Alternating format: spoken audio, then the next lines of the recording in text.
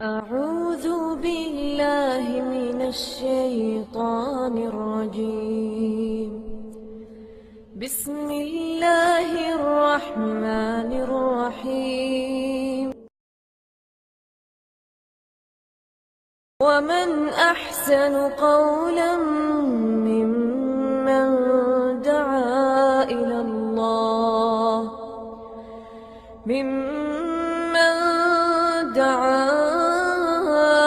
الله وعمل صالحا وقال إنني من المسلمين.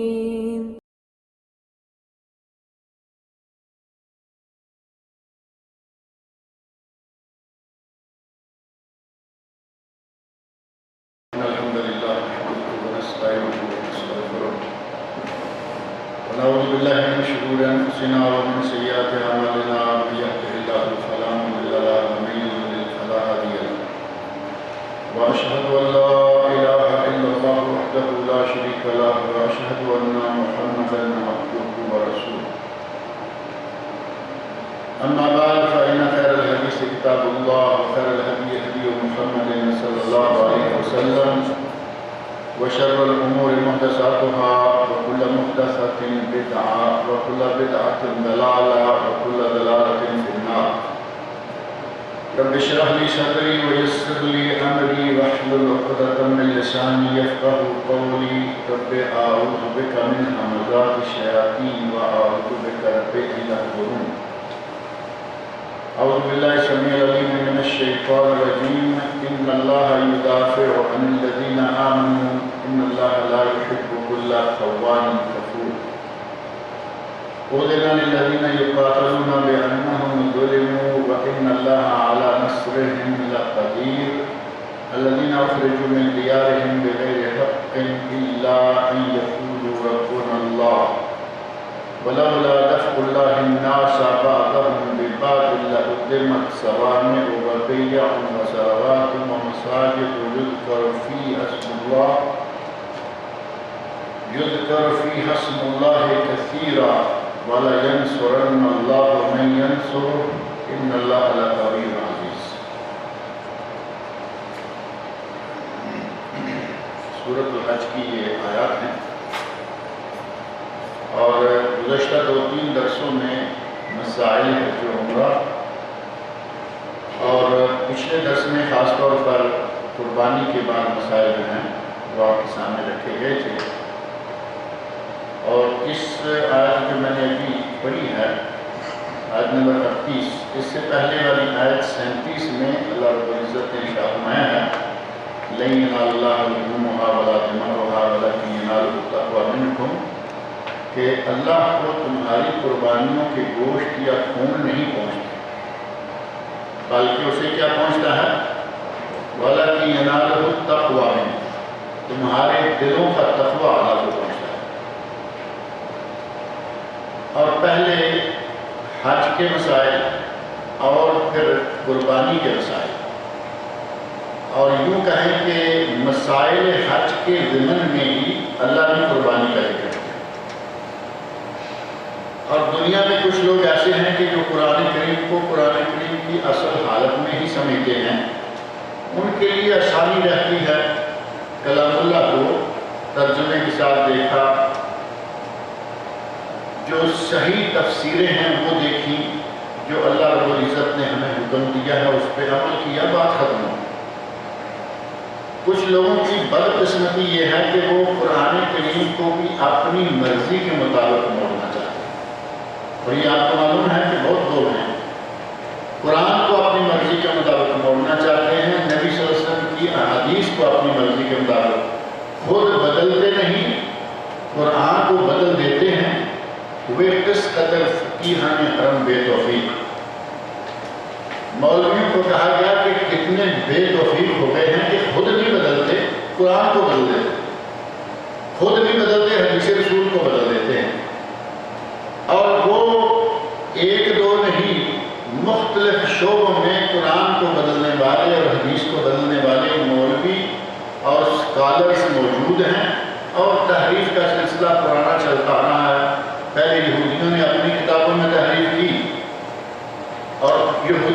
تحریف بڑی مشہور ہے اور اہل کتاب کی عادتوں پر امت اسلامیہ بھی چلے گی، یہ نبی اکرم صلی اللہ علیہ وسلم نے بشارت دی۔ لَتَتَّبِعُنَّ سَنَنَ مَنْ كَانَ قَبْلَكُمْ خُطَّةً بِخُطَّةٍ، تم پہلے لوگوں کی عادتوں کو پوری طرح اپنا لو گے، انہی کے راستوں پر چل نکلو گے، شبرن بشبر، بالشت بالشت، خطہ ذرہ ذرہ، جیسے وہاں ہوا ویسے تم کرو۔ صحابی کہتے ہیں یا رسول اللہ آپ کی مراد اہل کتاب ہے، تو فرمایا فمن، اور کون؟ عیسائی یہودی تحریف کرتے رہے، آج مسلمانوں میں تحریف موجود ہے، نام کے مسلمان اور تحریف یہودیاں نہ چاہے۔ تحریف کس نے کہاں کہاں کی وہ بڑا لمبا قصہ ہے، اس موضوع کی ہماری کتاب الحمدللہ چھپ چکی ہے، تقلید و تعصب میں تحریف کتاب و سنت ہماری ویب سائٹ پر موجود ہے، ہندوستان میں بنگلور سے وہ شائع ہوئی ہے۔ اس کتاب میں بہت سارے علماء کی کتابوں کے حوالے سے ہم نے باہ والا ذکر کیا کہ کس کس مولوی نے کیا کیا کرتوت دکھایا اپنی کتابوں میں قرآن کی اور حدیث کی کہاں کہاں تحریف کی۔ ان ساری باتوں سے قطع نظر اگر کسی کو چاہیے تفصیل تو وہ کتاب ڈاؤن لوڈ کر لے، فری ڈاؤن لوڈ ہماری ویب سائٹ پر موجود ہے۔ یہاں ایک اور پارٹی ہے جو اپنے آپ کو مسلمان ہی کہلاتے ہیں بلکہ اپنے آپ کو اہل قرآن کہلاتے ہیں۔ ہم اہل قرآن ہیں، قرآن کے اصل وارث وہ ہیں۔ انہوں نے قربانی پر اپنا وار کیا اور کہا کہ قربانی صرف حاجیوں پر ہے، گھروں میں قربانی کی۔ قرآن میں اللہ رب العزت نے یہاں پہ یہ کہہ دیا، آج کے مسائل کے زمانے میں کہا کہ قربانی کرو، جانوروں کی قربانی کرو، وَالْبُدْنَ جَعَلْنَاهَا لَكُم مِّن شَعَائِرِ اللَّهِ لَكُمْ فِيهَا خَيْرٌ فَاذْكُرُوا اسْمَ اللَّهِ عَلَيْهَا صَوَافَّ فَإِذَا وَجَبَتْ جُنُوبُهَا فَكُلُوا مِنْهَا وَأَطْعِمُوا الْقَانِعَ وَالْمُعْتَرَ كَذَلِكَ سَخَّرْنَاهَا لَكُمْ لَعَلَّكُمْ تَشْكُرُونَ لَن يَنَالَ اللَّهَ لُحُومُهَا وَلَا دِمَاؤُهَا وَلَكِنْ يَنَالُهُ التَّقْوَى مِنكُمْ۔ یہاں تو اللہ رب العزت نے یقیناً حج کے دوران، کیونکہ حاجیوں پر بھی قربانی ہے، حج کے دوران قربانی کا ذکر آیا، انہوں نے کہا کہ قربانی ہے ہی صرف حاجیوں پر ہے، جو گھروں میں جگہ جگہ گھر گھر قربانی کی جاتی ہے، انہوں نے کہا کہ یہ جانوروں پر ظلم ہے۔ اب اندازہ کریں لوگوں کے حال کا، یہ جانوروں پر ظلم ہے کیونکہ گھر گھر قربانی نہیں ہونی چاہیے، اور حج کے ساتھ قربانی کی اٹیچمنٹ کو ایسا کر دیا گھما پھرا کے کہ گویا اس کے علاوہ اور کوئی سلسلہ ہی نہیں قربانی کا۔ جبکہ آپ قرآن کریم کو جانتے ہیں کہ قرآن کریم میں اللہ رب العزت نے سورۃ الکوثر 30واں سپارہ، چھوٹی سی سورت ہے، اِنَّا أَعْطَيْنَاكَ الْكَوْثَرَ، آگے کیا ہے؟ فَصَلِّ لِرَبِّكَ وَانْحَرْ۔ فَصَلِّ لِرَبِّكَ وَانْحَرْ کا معنی کیا ہے؟ اپنے رب کے لیے نماز پڑھ اور قربانی کر۔ آگے وہاں تو کوئی حج کا ذکر نہیں۔ اگر اسی کو مان لیں کہ واقعی بھائی یہ تو صرف حج میں ہی ذکر آیا، آگے پیچھے آیا نہیں، ان عقل کے اندھوں کو کون بتایا کہ قرآن کریم میں تو صریحاً مطلقاً ذکر ہے کہ اپنے رب کے لیے نماز پڑھ اور قربانی کر۔ وانحر کا معنی اور قربانی کر، اس کے اور معنی بھی کیے گئے ہیں لیکن مشہور و معروف معنی ہے اور قربانی کر۔ گویا کہ حج میں بھی قربانی ہے اور اس کے مسائل موجود ہیں، اور بعد میں باقی جو لوگ حج پر مینا میں موجود نہیں، مزدلفہ عرفات میں نہیں ہیں، ان پر بھی قربانی ہے اور اس کے لیے یہ آیت موجود ہے۔ اپنے رب کے لیے فصل لربک وانحر، اپنے رب کے لیے نماز پڑھیے اور قربانی کیجیے۔ اور نبی اکرم صلی اللہ علیہ وسلم نے کیا 10 مرتبہ حج کیا تھا؟ کتنی مرتبہ حج کیا ہے؟ 1 مرتبہ۔ وہی حجۃ الوداع ہے اور وہی حج اول، پہلا اور آخری حج وہی تھا۔ اور نبی صلی اللہ علیہ وسلم نے 10 سال قربانی کی، صلی اللہ علیہ وسلم نے 10 سال قربانی کی تو کیا معنی ہوا؟ اگر حج پر ہی قربانی ہو تو اس کا مطلب یہ ہے کہ نبی صلی اللہ علیہ وسلم نے 1 سال قربانی کی اور اس 1 سال میں 100 اونٹ ذبح کر دی، جبکہ صحیح احادیث میں یہ بات موجود ہے مکث رسول اللہ صلی اللہ علیہ وسلم بالمدینہ 10 سنین یضحی، نبی صلی اللہ علیہ وسلم مدینہ منورہ میں 10 سال رہے یضحی، آپ قربانی دیتے رہے۔ اب یضحی یہ ہے اضحیہ، اضاحی جس کی جمع ہے، اور حج کی قربانی کا یہ نام ہی نہیں ہے، حج کی قربانی کا نام ہے ہدی، ہدی بالغ الکعبہ، جیسا کہ آپ قرآن کریم میں پڑھتے ہیں حج کے مسائل میں، حاجی جو قربانی دیتا ہے اس کا نام ہدی، اور جو گھروں میں قربانی ہوتی ہے اس کا نام اضحیہ، اضاحی اضحیہ۔ اب حدیث میں آیا کہ صحابی کہتے ہیں مکث رسول اللہ، صحابی کہہ رہے ہیں کہ نبی صلی اللہ علیہ وسلم مدینہ میں 10 سال رہے یضحی، آپ ہر سال قربانی دیتے رہے۔ اور یہ عقل کے اندھے کہیں کہ نہیں جی یہ صرف حج کے ساتھ ہے، حج میں ایک موقع پر 10 سال مدینہ منورہ میں نبی صلی اللہ علیہ وسلم ہر سال قربانی دیتے رہے۔ تو اس کا معنی یہ ہوا کہ قربانی کوئی ایسا نہیں کہ صرف حج پر کی جائے، بلکہ قربانی جو ہے وہ مطلقاً ایک حکم ہے مسلمانوں کے لیے، اور نبی اکرم صلی اللہ علیہ وسلم نے اس سنت کو قائم کیا اور صحابہ کرام اس سنت پر عمل کرتے رہے، اور آج تک امت اسلامیہ اس پر قائم ہے۔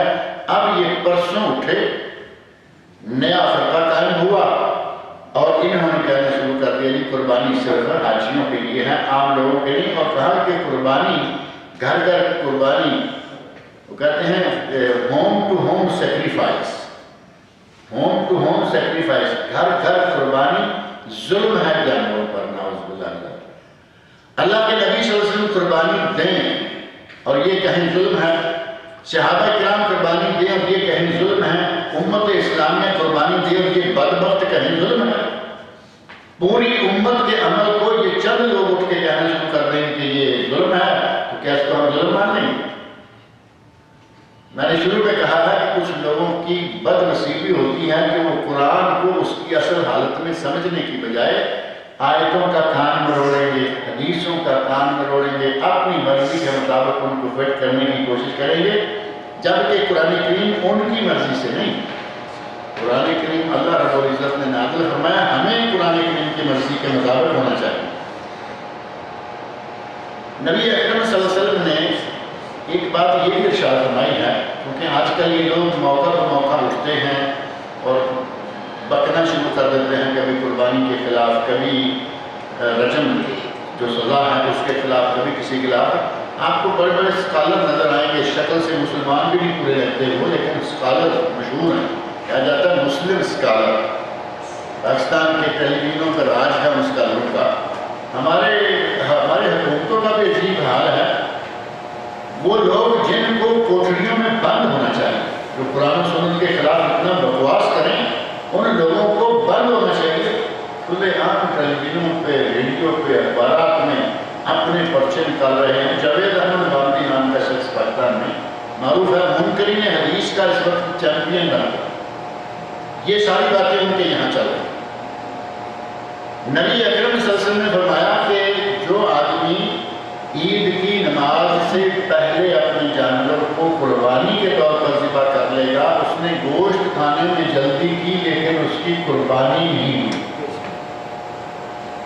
جس نے عید کی نماز سے پہلے اپنے جانور کو ذبح کر لیا، اس نے گوشت کھانے میں جلدی کی، جلدی ذبح کیا گوشت۔ نبی اکرم صلی اللہ علیہ وسلم عیدگاہ میں گئے، خطبہ دیا، دیکھا کہ گوشت بٹنا شروع ہو گیا۔ کہا کہ کس نے کر دیا؟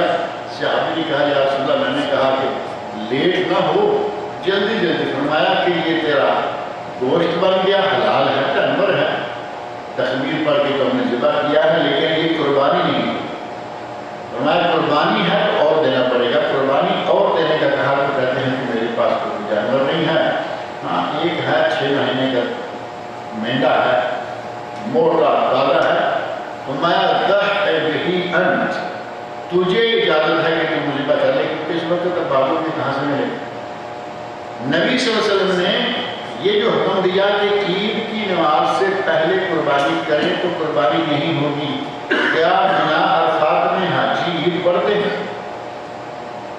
کتنے لوگوں نے حج کیا ہوا کبھی کسی نے عید پڑھی ہے؟ وہاں عید ہوتی نہیں. وہاں جس وقت سورج نکلتا ہے شیطان کو کنکریاں مار رہے ہوتے. وہی دن ہے نا 10 تاریخ.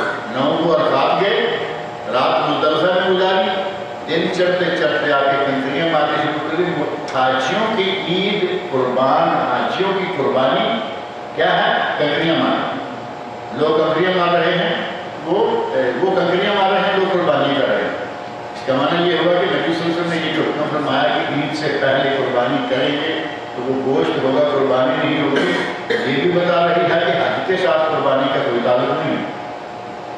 حج میں قربانی ہے لیکن حج کے ساتھ قربانی کو اٹیچ کر دیں, باقی جو میں قربانی نہیں, ایسی کوئی بات نہیں ہے. نبی اکرم صلی اللہ علیہ وسلم نے ہدایت دے رہے. تو ایک دو نہیں, قربانی پہ ان لوگوں نے کئی طرح کے اطلاعات کیے اور کئی طرح سے انہوں نے لوگوں کو اس سنت سے بدراہ کرنے کی کوشش کی. حالانکہ پھر کہا کہ قربانی دینے کی ضرورت ہی کیا ہے؟ کتنے لوگ بھوکے مر رہے ہیں, کتنے لوگوں کا یہ نہیں ہوا, کتنا لوگ وہ کریں. اب لوگوں کی ہمدردی دیکھیں کیسے آ رہی ہے. ایسے لگتا ہے کہ جیسے لوگوں کے غم میں یہ پگھل رہے ہیں. ان سے پوچھیں کہ تمہارے اپنے کسی بیٹے کی شادی ہو تو کتنے بکرے ذبح کرتے ہو, کتنے مرغے اڑاتے ہو, تمہیں کسی کی جان کی پرواہ نہیں. یہاں تو محدود نظر آنے شروع ہوئے. جب اپنی باری آتی ہے تو پرواہ نہیں چلے, لیکن سنت رسول پہ عمل کرنے کے لیے, روکنے کے لیے کہ آگے آ جاتے ہیں کہ نہیں جی یہ ظلم ہے, یہ زیادتی ہے. جبکہ نبی اکرم صلی اللہ علیہ وسلم کی یہ سنت ہے. اور عید کے دن اگر کوئی دنیا جہان کا سونا بھی تقسیم کر دے, ایک جانور ذبح کرنے کے مقابلے پہ نہیں آئے گا, کیونکہ وہ سنت رسول ہے. وہ سنت رسول ہے جس کے بارے میں معروف کلمہ ہے سنت و ابیکم ابراہیم. احادیث متکلم فی ہیں لیکن قرآن کہہ رہا ہے کہ یہ قربانی کب شروع ہوئی؟ وَفَدَيْنَاهُ بِذِبْحٍ عَظِيمٍ. ہم نے اسماعیل کی جگہ ایک ذبح عظیم دیا کے طور پر دے. ابراہیم علیہ السلام سے قربانی آ رہی ہے. آج ان کے پیٹ میں مروڑ اٹھ رہا ہے کہ یہ کیوں دے, یہ پیسے کیوں نہیں بانٹے. اس دن پیسے بانٹو, سونا بھی بانٹو گے, اس قربانی کے مقابلے میں اس کی کوئی حیثیت نہیں ہوگی. اور اس سنت کو معطل کر کے تمہیں فائدہ کیا ملے گا, وہ تو سمجھ نہیں آئے. اگر یہ سنت معطل ہو جائے, قربانی لوگ نہ کریں, تو ان کو کیا ملے گا؟ سوائے اس کے کہ بیٹھے ہیں تن ٹھن کے اور لوگوں کو بدراہ کیے چلے جا رہے ہیں, اس کے علاوہ کوئی فائدہ ملنے والا نہیں ہے. یہ اللہ رب العزت نے مسلمانوں کے لیے سنت قرار دیا, ابراہیم علیہ السلام سے لے کے چلتی آ رہی ہے اور انشاءاللہ یہ قیامت تک چلتی رہے گی. کسی بدخواہ کا کسی قسم کا پروپیگنڈا اس سنت سے مسلمانوں کو نہیں روک سکتا. اللہ رب العزت نے شان میں ان اللہ یدافع عن الذین آمنوا, اللہ دفاع کرتا ہے ان لوگوں کا جو ایمان لائے. جو ایمان لائے ان کا دفاع کون کرتا ہے؟ اللہ خود کرتا ہے. اللہ کے دفاع کرنے کی شکلیں ہمارے سامنے موجود ہیں. سب سے پہلی اسلام اور کفر کی جنگ ہوئی تو مسلمان کتنے تھے؟ 300 تھے. پہلا غزوہ بدر جو ہے مسلمان صرف 313 اور ادھر ہزاروں کی تعداد, ادھر ہاتھی, ادھر گھوڑے, ادھر تیر تلوار, اور اس طرف درخت کی شاخ, اس طرف درخت کی شاخ, کوئی ہاتھی نہیں, کوئی گھوڑا نہیں, چند سواریاں ہیں اور چند لوگ ہیں. اللہ رب العزت نے مومنوں کا دفاع کیا نہیں کیا؟ آسمان سے فرشتے نازل کیے. جب اللہ کسی کی مدد کرنا چاہے اسے دنیا کی کوئی طاقت کچل نہیں سکتی. صحابہ کرام رضی اللہ عنہم پہ کہتے ہیں کہ ہم دیکھتے سوچتے کہ اس آدمی کا میں جا کے گلا کاٹتا ہوں, میرے وہاں نظر ڈالنے میں دیکھتا ہوں کہ اس کی گردن کاٹ کے گرواؤں, اور مجھے نہیں پتا کہ وہ گردن کس نے کاٹی ہے. وہ تو کاٹنے والے نظر آئیں گے تب پتہ چلے. اللہ رب العزت نے فرشتے بھیج دیے اور یہ سلسلہ ایک مرتبہ نہیں ہوا, یہ ہمیشہ سے اللہ کی مدد مومنوں کے ساتھ موجود ہے. ہر موقع پر کسی نہ کسی رنگ میں یہ نازل ہوتے ہیں اور فرشتے آج بھی آسمان سے اتر سکتے ہیں. اللہ آج بھی مومنوں کے ساتھ ہے، لیکن مومن ذرا تھوڑا سا اپنے دل میں ایمان کی تھوڑی قوت تو دکھائے نا۔ اگر مومن ہی چاہیں کہ ہر وقت سودی پیسہ ہی کھاتے رہیں، رشوت ہی کھاتے رہیں، تو پھر ہمارے دلوں کا جیسا حال ہوگا اسی طرح اللہ کی مدد بھی ہوگی۔ اللہ رب العزت نے ہمیشہ سے مومنوں کا ساتھ دیا، مومنوں کی مدد کی، اور وہ ہمیشہ مومنوں کے ساتھ ہے اور رہے گا، اور مومنوں کا دفاع کرتا رہے گا۔ فرمایا ان اللہ یدافع عن الذین آمنوا، اللہ دفاع کرتا ہے، یدافع عن سیدھا لفظ، یدافع دفاع، اللہ دفاع کرتا ہے، اللہ روکتا ہے کافروں کو ظلم کرنے سے مومنوں پر۔ لیکن آمن کے لفظ پر غور کریں تو پتہ چلتا ہے کہ اگر ایمان صحیح ہے تو اللہ بھی دفاع کرے، اور اگر ایمان صحیح نہیں ہے تو ہمارا آج کل جو حال ہے مجھے بھی معلوم ہے، آپ بھی جانتے ہیں، اس ملک میں مسلمانوں کو مار پڑ رہی ہے، اس ملک میں پڑ رہی ہے، اس ملک میں پڑ رہی ہے۔ آپ ادھر نہ جائیں، اپنا گریبان جان کے دیکھیں کہ ہم ایماندار کتنے بڑے، پتہ چل جائے گا کہ واقعی جو مار پڑ رہی ہے ایسے نہیں۔ ہمیں بیدار کرنے کے لیے وہ تازیانے ہیں، ہمیں ہوش دلانے کے لیے وہ تازیانے ہیں کہ تمہارے ہی مسلمان بھائی کٹ رہے ہیں، تمہاری ہی مسلمان بہنوں کی آبروئیں لوٹی جا رہی ہیں، تمہارے ہی بوڑھے کٹ رہے ہیں، بچے کٹ رہے ہیں۔ اور آپ نے وہ فوٹو دیکھے ہوں گے جو حال مسلمانوں کا ہو رہا ہے۔ یہ جو کٹر ہوتا ہے لکڑی کاٹنے والا، ایک تو آ رہا ہے نا جو اوپر لکڑی رکھتے ہیں ایسے چلتی ہے، ایک کٹر ہے وہ گول سا، ایسے اٹھا کے کسی بھی چیز پر رکھیں، یہاں رکھیں، یہاں کاٹ دے گا۔ خاص جگہ جہاں گردن چھری چلائی جا سکتی ہے جانور کے ذبح کرنے کے لیے، خاص اس جگہ پہ وہ کٹر ایسے رکھ کے، کیا ہوگا پیچھے کیا بچے گا، یعنی گردن جو ہے وہ یہاں پر۔ دوسرا فوٹو دیکھا، یہاں سے لے کے کانوں تک یہ رکھا ہے کٹر، یہاں کانوں تک آ گیا۔ مسلمانوں کے ساتھ اتنا ظلم ہو رہا ہے، اور کہیں اپنے ہی کر رہے ہیں، نام کے اپنے۔ سوریا میں جو کچھ ہو رہا ہے وہاں کوئی کافر آئے ہوئے ہیں، کہنے کو وہ سارے اپنے آپ کو مسلمان کہتے ہیں، بلکہ وہ کہتے ہیں ہم مومن ہیں، وہ کہتے ہیں کہ ہم مومن ہیں، یہ سارے منافق ہیں۔ اور مسلمانوں کے ساتھ کیا ہو رہا ہے؟ ہماری ایمان کی یہ ساری کمزوریاں ہیں۔ اگر دل میں ایمان مضبوط ہو، کوئی معنی نہیں ہے کہ مٹھی پر لوگ ہیں وہ ساری دنیا کے اندر مسلمانوں کو ذلیل کر رہے ہیں۔ یہودی کتنے ہیں؟ یہ تو مسلمانوں کا نام لینے والے ہیں، یہودی کتنے ہیں دنیا؟ اتنا سا ایک ملک ہے، ساری دنیا پر راج کر رہے ہیں۔ صرف مسلمانوں کے دلوں میں ایمان کی کمزوری کی وجہ سے اللہ دفاع کرتا ہے مومنوں کا، جن کے دل ایمان سے بھرے ہوئے ہوں، اور ان کے دل میں کوئی خوف نہ ہو، کوئی خطرہ نہ ہو، کوئی ڈر نہ ہو، پھر وہ بے تیغ بھی لڑتا ہے اس پر۔ اگر مومن صحیح معنوں میں مومن ہے تو وہ بے تیغ لڑتا ہے۔ ہاتھ میں نبی صلی اللہ علیہ وسلم نے لکڑی دے دی، تلوار کا کام کر رہی ہے، لیکن ان کے دل میں وہ طاقتیں تھیں جو کاٹنے والی تھی۔ آج وہ طاقتیں دلوں میں نہیں رہی۔ ہاتھ میں آپ چاہے جو مرضی لیے کریں، سامنے والے پہ کوئی خوف طاری نہیں ہوتا۔ ان اللہ یدافع عن الذین آمنوا، اللہ دفاع کرتا ہے ان لوگوں کا جو ایمان والے ہیں۔ ان اللہ لا یحب کل خوان کفور، اللہ خائن لوگوں اور ناشکر لوگوں کو پسند نہیں کرتا۔ خائن، خوان، خیانت کرنے والے، اور کفور، ناشکری کرنے والے۔ ناشکری اور خیانت، اب اگر امانت داری کی بات کریں تو آپ کو پتہ چلے کہ ہم کتنے ایماندار، میں آپ سب شامل ہیں۔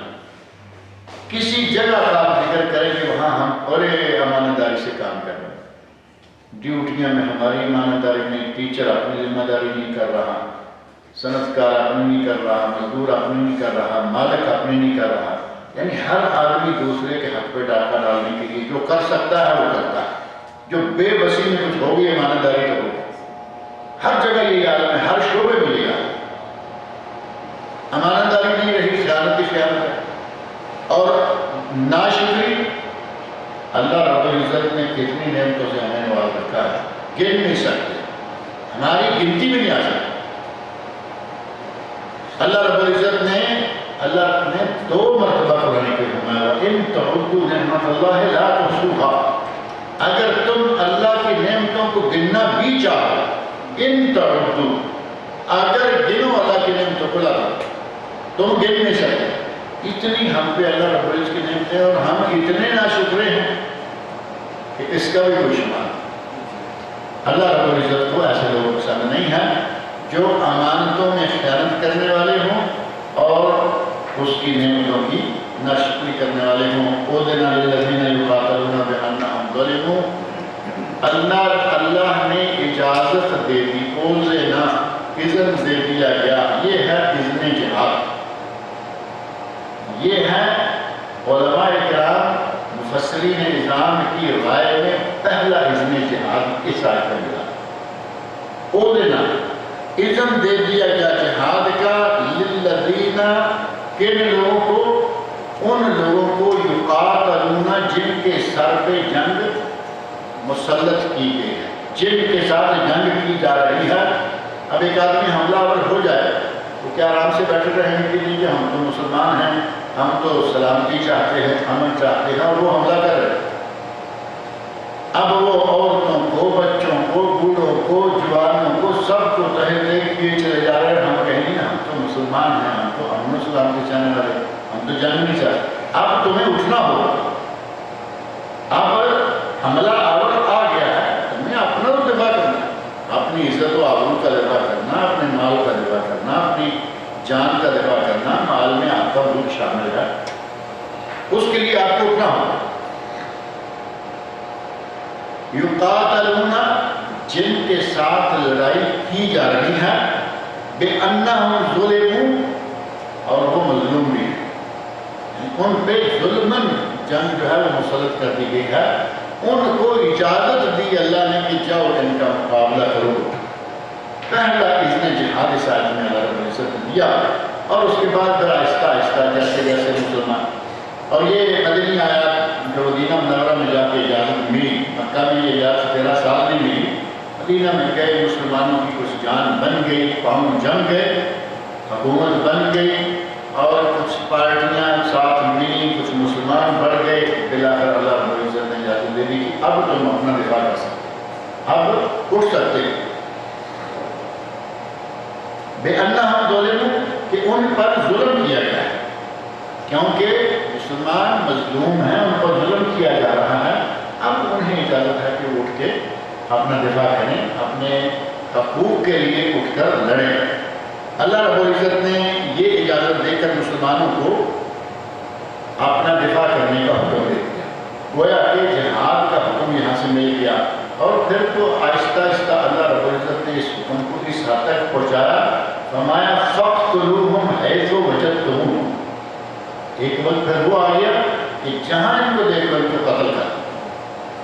جو آدمی تمہارے خلاف کھڑا ہوتا ہے، تمہارے خلاف بڑھنا چاہتا ہے، بڑا عرصہ چپ کر کے رکھا، تمہیں روک کے رکھا، رک کے رہے.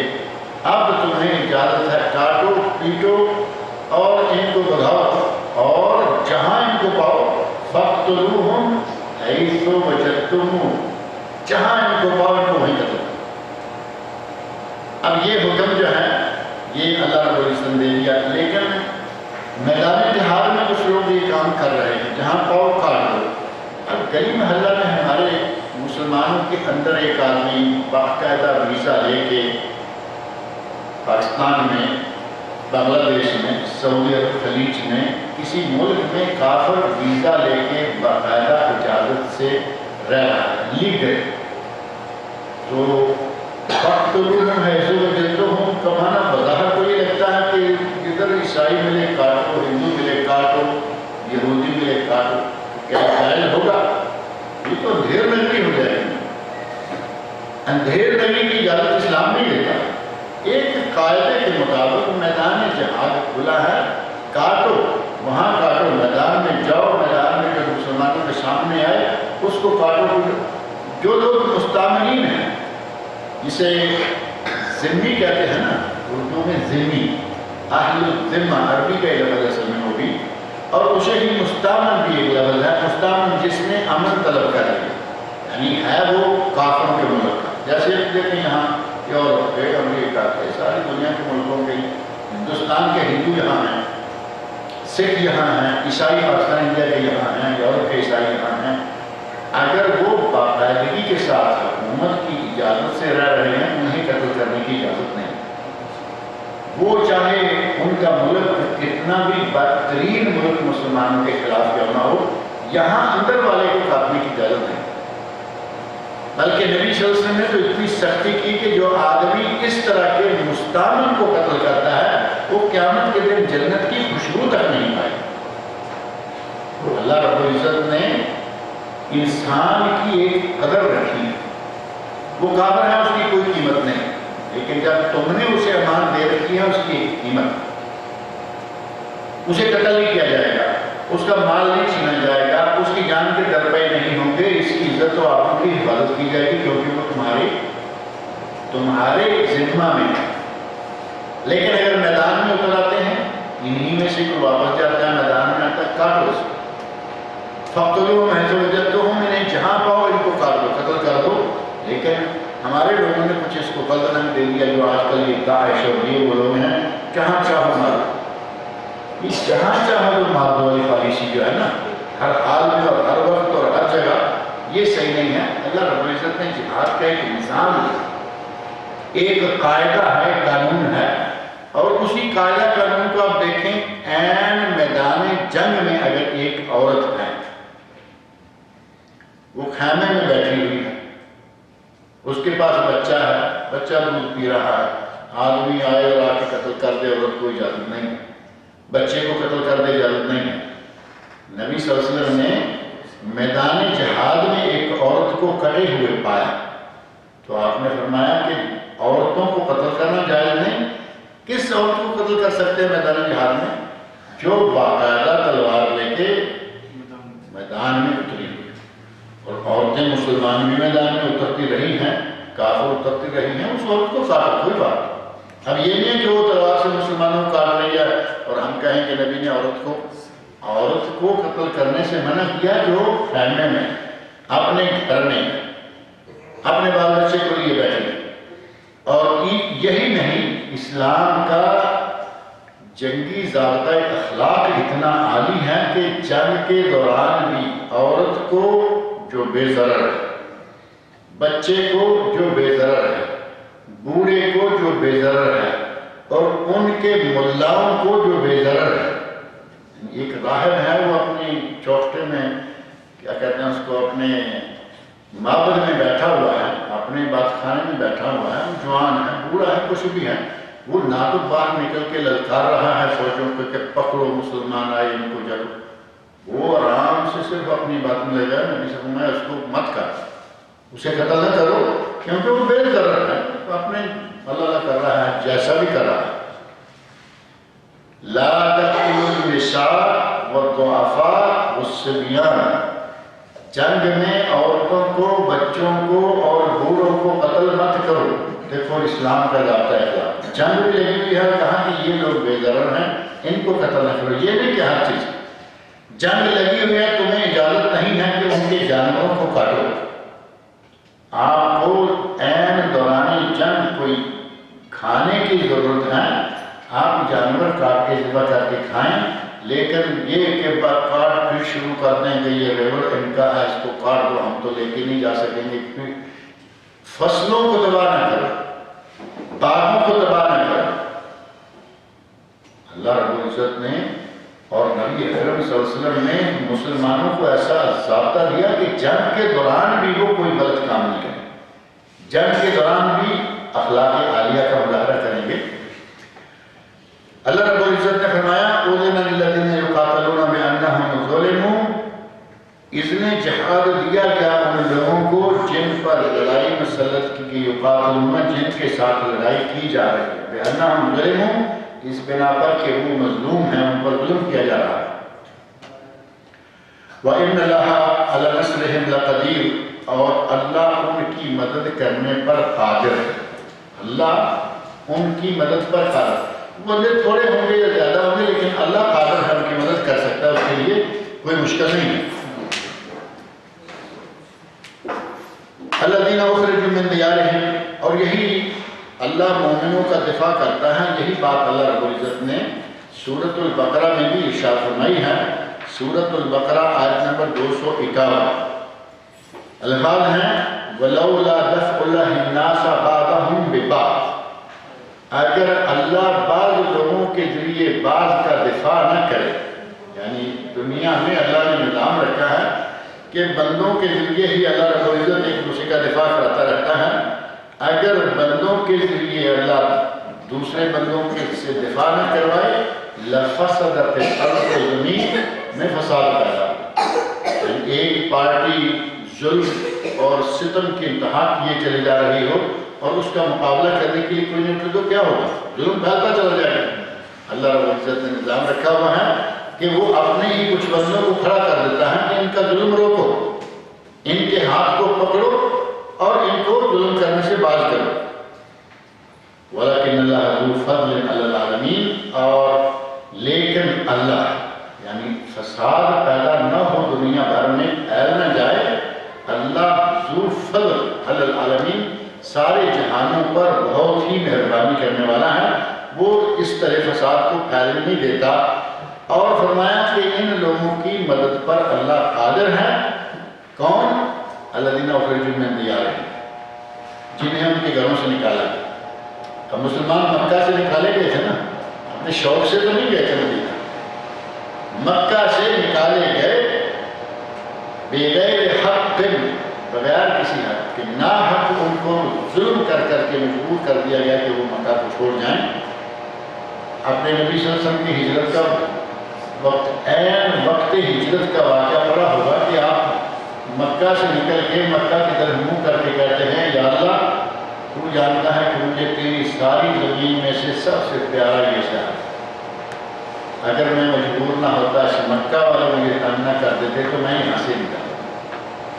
کتنی تکلیف کے ساتھ وہ جگہ چھوڑنا پڑی، اور وہ جگہ تھی بھی ایسی کہ سارے روئے زمین سے مقدس ترین جگہ وہ ہے اللہ کا گھر وہاں، بیت اللہ وہاں۔ فرمایا کہ اگر مجھے مکہ والے مجبور نہ کرتے تو میں اس کو چھوڑ کے کبھی نہ جاتا، کیونکہ میرے نزدیک ساری دنیا سے محبوب ترین جگہ، جنہیں ناحق ان کے گھروں سے نکال دیا گیا، اور ان کا قصور کیا تھا؟ اِلَّا أَن يَقُولُوا رَبُّنَا اللَّهُ، ان کا گناہ یہ تھا کہ وہ کہتے تھے ہمارا رب ہے۔ مسلمانوں نے اس کے علاوہ کیا کیا تھا؟ یا نبی صلی اللہ علیہ وسلم نے اس کے علاوہ کیا کیا؟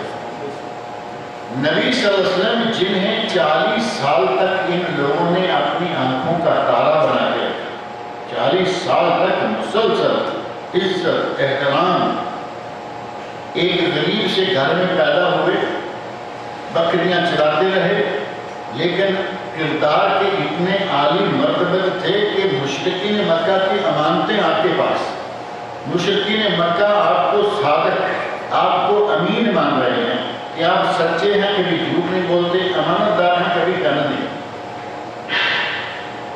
اور جتنی جو کسی کے پاس ہوتا وہ آپ کے پاس رکھ دیتا کہ یہاں آ گیا تو محفوظ ہو، ہمیں کوئی خطرہ نہیں کہ یہ کھا جائے۔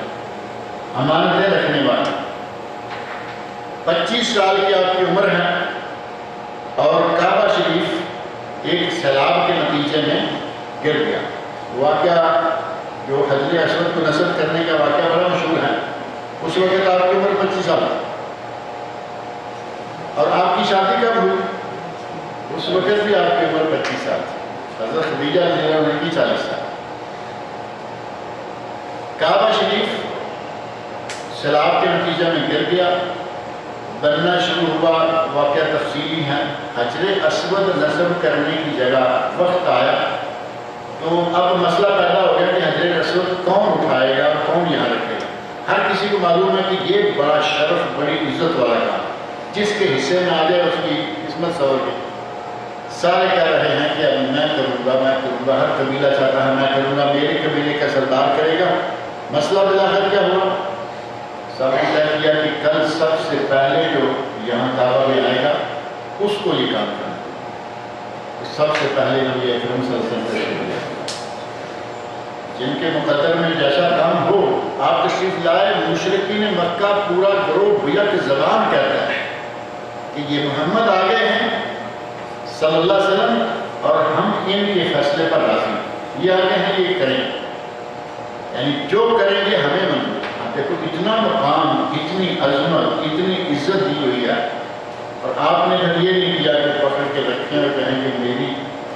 آپ نے اتنا بہترین کام کیا کہ مکہ کے سارے قبائل کو جو ایک دوسرے کے لیے تلواریں نکال کر جنگ کے لیے تیار بیٹھے تھے، سب کو دوبارہ شیر و شکر کر ملا دیا. چادر رکھی، حجر اسود وسط میں رکھا، کہا سارے قبیلوں کے سردار آ جائے، ایک یہاں ایک یہاں ایک یہاں، چاروں طرف بڑے سردار لگ گئے. فرمایا چادر کو اٹھاؤ. چادر اٹھائی گئی، لاؤ ادھر. کونے میں لے کے آئے، حجر اسود کو اٹھا کے آپ نے دستے مبارک سے اٹھایا. سارے لوگ خوش کہ ہم نے اٹھایا، ہم نے اٹھایا. اور سارے خوش ہیں کہ انہوں نے یہ جو فیصلہ کر دیا ہمیں منظور. اور وہی شخص ہیں کہ جب 40 سال پورے ہو گئے وہی آ گئی تو کیا ہوا؟ رب اللہ کہا کہ میرا رب صرف اللہ ہے. عبادتوں کے لائق، ہر طرح کی عبادتوں کے لائق اگر کوئی ہے تو وہ اللہ ہے. جب یہ کہاں فوری طور پر سارے لوگ کرا. اللہ رب العزت فرما رہے ہیں وہ لوگ جنہیں ان کے گھروں سے نکال دیا گیا ناحق الا ان یقولوا ربنا اللہ، سوائے اس کے ان کا کوئی گناہ نہیں تھا کہ وہ کہتے تھے ہمارا رب اللہ ہے. ولولا دفع اللہ الناس بعضهم ببعض، اگر اللہ لوگوں کو ایک دوسرے کے ذریعے نہ ہٹاتا، یعنی لوگوں کا دفاع ایک دوسرے کے ذریعے نہ کرتا. ایک ظلم کر رہا ہے، اللہ دوسرے لوگوں کو کھڑے کر دیتا ان کے ظلم کا راستہ روکنے کے لیے. اگر یہ سلسلہ اللہ قائم نہ کرتا تو کیا ہوتا؟ لہدمت صوامع، تو عبادت خانے گرجے جو ہیں عیسائیوں کے گرجے لہدمت توڑ دیے جاتے. یعنی کوئی اٹھتا عیسائیوں کے توڑ دیتا، دوسرا اٹھتا یہودیوں کے توڑ دیتا. بیعن صوامع بھی گرجے ہیں اور بیعن بھی گرجے ہیں، کچھ بڑے گرجے کچھ چھوٹے گرجے. اور صلوات یہودیوں کے عبادت خانے، عیسائیوں کے عبادت خانے توڑ دیے جاتے، یہودیوں کے عبادت خانے توڑ دیے جاتے، اور مساجد اور مسلمانوں کی مسجدیں توڑی جاتی. اللہ رب العزت نے دفاع کا ایک سلسلہ رکھا ہوا ہے کہ کوئی ظلم میں بڑھے تو بڑھتا ہی نہ چلا جائے، بلکہ ایک وقت آئے تو اس ظلم کو روکا جائے. یذکر فی اسم اللہ کثیرا، وہ مسجدیں جن میں کہ اللہ رب العزت کا بکثرت نام لیا جاتا ہے. ظاہر ہے کہ پہلے جو عبادت خانے ہیں عیسائیوں کے یہودیوں کے نام تو وہاں بھی اللہ کا لیا جاتا ہے، مسلمانوں کی مساجد میں نام اللہ کا لیا جاتا ہے. اگر انسانوں کا ایک دوسرے کے ذریعے اللہ دفاع کا یہ سلسلہ قائم نہ کرتا تو مسجدیں یہودیوں کے عیسائیوں کے عبادت خانے سارے توڑ دی جاتے جہاں اللہ کا نام لیا جاتا تو پھر کیا ہوتا؟ فساد کی انتہا ہوتا. وَلَيَنْصُرَنَّ اللَّهَ مَن يَنْصُرُهُ، اور اللہ ان کی مدد کرتا ہے جو اس کی مدد کرتے ہیں. اللہ ان کی مدد کرتا ہے جو اس کی مدد کرتے ہیں. اللہ کو ہماری مدد کی ضرورت کیا پیش آتی؟ اللہ کو ہماری مدد کی کوئی ضرورت نہیں ہے. وہ اکیلا ہر کام کر سکتا ہے، ہر چیز پر قادر ہے، لیکن وہ یہ دیکھنا چاہتا ہے کہ میرے بندے میرے نبی کا ساتھ دیتے ہیں نہیں، میرے نبی کی لائی ہوئی شریعت کے لیے کچھ کرتے ہیں یا نہیں، یا صرف اپنے اندر بیٹھ کے تسبیح پکڑی اور دانے پہ دانہ گراتے رہے اور اسی کو دین سمجھ لیا. نہیں، اللہ کے نبی کی دین کی مدد کرنا، نبی صلی اللہ علیہ وسلم کی حیات طیبہ میں آپ کی مدد کرنا، جہاد کے میدان میں، ہر طرح کے میدان میں، اور آپ کے بعد آپ کی لائی ہوئی شریعت کو قائم کرنے میں مددگار ثابت ہونا. فرمایا اللہ ان کی مدد کرتا ہے میں ینصرہ، جو اللہ کی مدد کرتے ہیں. اللہ کو ہماری مدد کی کوئی مجبوری نہیں، لیکن وہ اپنے بندوں کو جگرے والے، دل والے، شجاع، بہادر دیکھنا چاہتا ہے. یہ نہیں کہ کافر اٹھیں اور وہ مسلمانوں پہ حملہ کر دیں اور یہ صوفی صاحب بیٹھے ہوئے کو تسبیح لے کے. اللہ کو یہ حالتیں پسند نہیں. اللہ چاہتا ہے کہ جوان مرد بنو، شجاع بنو، بہادر بنو، اگر کوئی حملہ کرے تو جفا کرو. ان اللہ قوی عزیز، اللہ بہت ہی قوت والا ہے اور غالب ہے. اللہ قوت والا بھی ہے اور غالب بھی ہے. وہ کسی کے ہاتھوں مغلوب نہیں، کسی کے ہاتھوں مجبور نہیں، اسے کسی کی مدد کی کوئی مجبوری نہیں، لیکن وہ چاہتا ہے کہ اس کے دین کی مدد کی جائے۔ اللہ رب العزت مجھے اور آپ سب لوگوں کو قرآن کریم پڑھنے، سننے، سمجھنے اور اس کے احکام پر عمل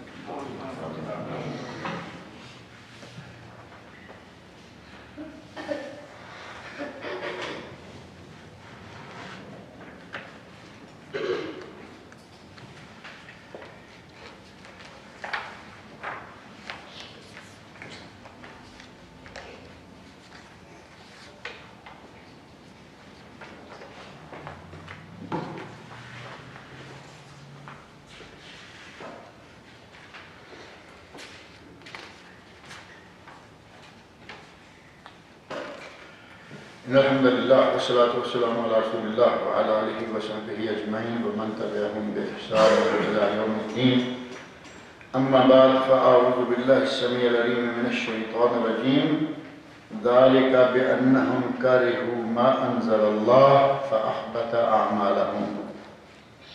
گزشتہ درس میں یہ بات کر رہے تھے کہ بعض کام ایسے ہیں کہ اگر وہ کوئی کر گزرے تو وہ دین اسلام سے خارج ہو جاتا ہے، اسلام سے نکال دینے والے کام کون سے ہیں؟ جن کو مخرج عن الملہ، ملت اسلامیہ سے نکال دینے والے کام کہا گیا۔ ان ملت اسلامیہ سے نکال دینے والے کاموں میں سے پہلا کام جو ہے وہ مشہور ہے شرک۔ جو شرک کرے وہ ملت اسلامیہ سے نکل جاتا ہے، اس کا ٹھکانہ جہنم ہو جاتا ہے اور اس پر جنت حرام کر دی جاتی ہے۔ اور دوسرا تھا کہ جو آدمی مشرکین کو، جس نے اللہ رسول کے درمیان واسطے کرے تھے، جس نے اللہ کے درمیان، اللہ اور اپنے درمیان واسطے قائم کیے، وہ بھی دین اسلام سے نکل جاتا ہے۔ اور جو مشرکوں کو کافر نہ سمجھے، کافروں کو کافر نہ سمجھے، وہ بھی مسلمان ہو جاتا ہے۔ ہمارے لوگ ہیں نا، رات میں ذکر کر رہا تھا کہ کہتے ہیں کہ کافروں کو کافر نہ کرو، اب وہ اسی کھاتے میں جائیں گے یا نہیں؟ جو کافروں کو کافر نہیں سمجھتا، کیا ہے وہ؟ اگر کافر کو کافر نہ کہیں گے یا کافر نہ سمجھیں گے تو کیا سمجھیں گے؟ مومن سمجھے، ان کو مسلمان سمجھے، کیا کریں؟ کافر ہیں، اللہ نے کافر کہا، اللہ کے رسول نے کافر کہا، اللہ نے کافر کہلوایا۔ قل یا ایھا الکافر، کہہ دو اے میرے نبی کہ اے کافر۔ اللہ نے کافر کہا، نبی سے کافر کہلوایا، ہم کہیں کہ ہم کافر نہیں کہیں گے۔ علماء نے کہا کہ یہ بھی ملت اسلامیہ سے نکال دینے کا سبب ہے کہ کافر کو کافر نہ سمجھا جائے۔ اور چوتھی چیز تھی کہ اگر کوئی یہ کہے کہ نبی اکرم صلی اللہ علیہ وسلم کی لائی ہوئی شریعت سے فلاں نظام زیادہ بہتر ہے، کسی نظام کا وہ حوالہ دے اور کہے کہ اسلام سے بہتر نظام ہے جو فلاں لائے، جیسے مولوی ڈنگ کا ذکر پچھلے مرتبہ نے کیا تھا سوشلزم کے حوالے سے، اسی طرح کوئی اور نظام کہے کہ وہ نظام اسلام سے بہتر ہے، شریعت سے وہ بہتر ہے، وہ آدمی مسلمان نہیں رہے گا۔ اور پانچویں چیز یہ ہے کہ کوئی شخص نبی صلی اللہ علیہ وسلم کی لائی ہوئی شریعت کی کسی چیز کو ناپسند کرے۔ مسلمان بظاہر تو ایسا نہیں کرتا ہے کہ کہے کہ شریعت اچھی نہیں ہے، لیکن کبھی کبھی ایسا ہوتا ہے کہ شریعت کے کسی ایک حکم کو آدمی ناپسند کرنے لگے۔ اگر کسی کی قسمت کسی کو پھیر کے یہاں لے آئے تو سمجھ لے کہ وہ اسلام سے ہے۔ ابھی پچھلے ایک ہفتے 10 دن کے اندر کی بات ہے کہ ہمیں کسی نے سوال پوچھا، مجھے اندازہ ہے کہ اس طرح کی باتیں دنیا میں ہو رہی ہیں۔ خاتون ہیں، کہتے ہیں کہ میاں بیوی کا جھگڑا ہوا اور شوہر نے ظاہر ہے کہ شوہر ہونے کے حوالے سے مار پیٹ کرتی ہوگی، کچھ کر دیا ہوگا۔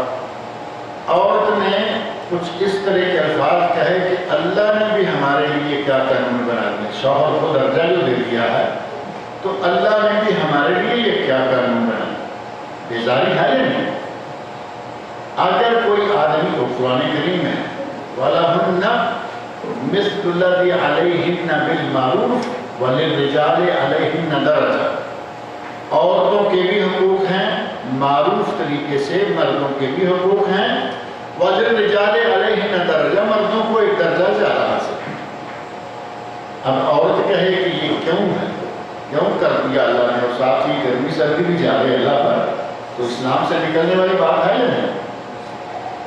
فضاحت نہیں لگتا کہ کوئی مسلمان کہے کہ اللہ کا یہ نظام، لیکن یہ دیکھیں مثالیں موجود ہیں کہ کسی نہ کسی رنگ میں پیسے والے کئی لوگ زکوٰۃ کو برا سمجھتے ہیں، یہ کیا بھائی ہم کماتے رہیں اور نکال کے پیسے ادھر بانٹتے رہے، یہ لگے یا نہ لگے آدمی کو، لیکن اصلاً یہ اسلام سے نکال دیتے ہیں آدمی کو۔ توبہ طائب اگر کبھی ایسا خیال آ جائے دل میں، فوراً لگ کر رجوع کریں اور توبہ طائب ہو جائیں۔ اللہ کی شریعت میں سے کسی چیز کو ناپسند نہیں کرتے، عمل نہیں کر سکتے بات الگ ہے، ٹھیک ہے شیطان کے بہکاوے میں آگے عمل نہیں ہوا، لیکن اب یہ معاملہ خاتون والا، اسی طرح زکوٰۃ کے معاملات، اسی طرح اور بہت سارے معاملات ہیں کہ آدمی کہے کہ اللہ نے یہ تقسیم کیا کر دی ہے کہ میں ہر وقت کام ہی کرتا رہتا ہوں اور کچھ لوگ آرام سے رہتے ہیں۔ اللہ کی تقسیم ہے۔ رات کے درس میں یہ بات تھی کہ اللہ رب العزت نے اپنی تقسیم اپنی حکمت کے مطابق ہر کسی کو ایک جیسا نہیں دیا۔ اگر ہر کسی کو ایک جیسا پیسہ مل جائے نظام ہی نہیں چلتا۔ اب آپ میں سے ہر آدمی 1 ٹریلین کا مالک ہو، اگر آپ کے گھر میں ٹوٹی لگانے کون آئے گا؟ آپ کے گھر کی بجلی کون صحیح کرے گا؟ آپ کے گھر کا جتنا سسٹم ہے، یہ ٹوٹ گیا نجار کو لاؤ، یہ ٹوٹ گیا حداد کو لاؤ، یہ کارپینٹر کا کام، یہ لکڑی والے کا، یہ لوہے والے کا، یہ پائپ فٹر کا، یہ فلاں۔ اگر ہر آدمی ایک ہی جیسا ہے تو کام کون کرے؟